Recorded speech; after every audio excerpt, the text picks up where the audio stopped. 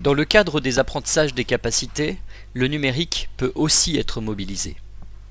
Un exemple. Pour aider les élèves à organiser leurs pensées, pour les aider à produire un texte plus ou moins long, le numérique peut être utilisé dans le cadre de la conception de cartes mentales dont l'objectif serait d'organiser les pensées avant de passer à une étape rédactionnelle. Évidemment, cette façon de procéder peut convenir à plusieurs disciplines, qu'il s'agisse de l'histoire, dans le cadre du récit, qu'il s'agisse du français, dans le cadre de la composition ou de la rédaction.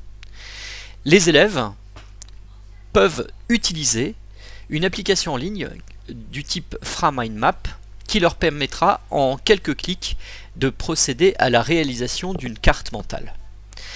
Le premier but, par rapport à une carte mentale réalisée sur papier ou sur brouillon, c'est qu'à tout moment ils vont pouvoir amender leur projet, ils vont pouvoir ajouter des cellules supplémentaires, ils vont pouvoir rétropédaler et réorganiser de façon différente leur carte mentale, voire même ils vont pouvoir permettre aux professeurs de voir leur carte mentale en plein cours de processus d'élaboration.